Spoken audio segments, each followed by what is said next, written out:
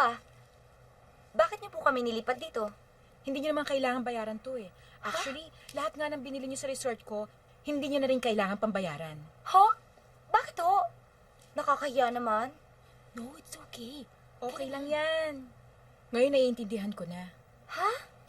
Okay Kung lang. bakit napaka-wild mo pagka nasa party ka. Ha? Yung pala, sinasagad-sagad mo lang naman pala yung mga natitirang araw sa buhay mo. Ha? Look at you. So young. Beautiful. Ganyan-ganyan din ako nung bata ako. Pero ba't kailangang mangyari sa'yo yan? Tingnan mo. Ang lungkot, ang lungkot-lungkot. Di ko to kaya. Di ko to kaya. Ha?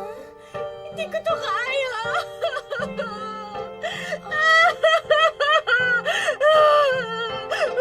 Pasensya na. Hindi ko to kaya.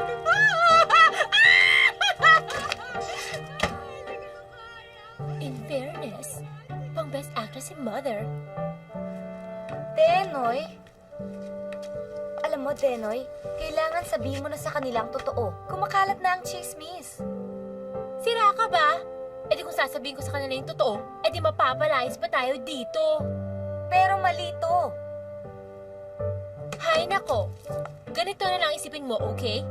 E di makakastay pa tayo dito ng mas matagal. At pwede mo pang i-continue yung mission mo. Kung ano man yun. Wow! May update ka na. Wala eh, pero salamat dito ha. Wala ka pa talagang napupuna? Wala talaga.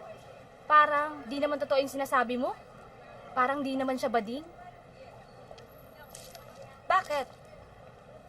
Nung isang araw, binigay ko sa kanya to. Ayun, tinapon lang. At kung titingnan mo naman siya, lalaking lalaki. Alam mo, ganun talaga yung ibang mga bading. Akala mo lalaki-lalaki, pero ang totoo, pusong mamon. Jen? Jenny? Jenny? Ikaw yata yung tinatawag niya. Jenny? Oo nga, Jenny. Oh, anong nangyari sa'yo kahapon? Bigla ka lang nawala, sa bintana ka pa dumaan. Kasi, tinagusan kasi ako eh. Nakakahiya naman. Tumakas na lang ako. Ah, okay. Anong ginagawa mo rito? Di ba ang sabi mo kasi sa akin, tuturuan mo ako mag-scuba? Oh, So, pumunta ako dito. Kaso, meron ka daw kliyente. Siguro, next time na lang? hindi, alam mo, nag-cancel yung client ko, so eksakto lang, pwede ka na turuan ngayon. Ha? Tara? Alam mo, bago sa dagat, kailangan dito muna tayo mag-practice.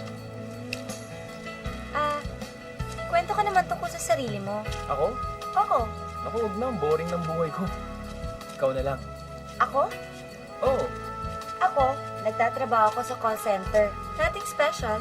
Araw-araw, problema pinakikinggan ko. Alam mo, kahit sa pagtulog ko, pakiramdam ko, inaaway pa rin nila ako.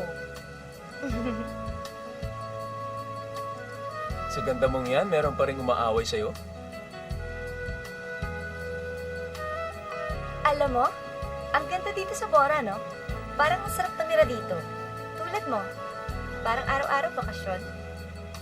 Alam mo, pagka dito ka sa Bora nakatira, parang lahat naging ordinaryo na lang. Pero, kahit paminsan-minsan, nakakita at nakakita ka pa rin ng mga magagandang tanawin.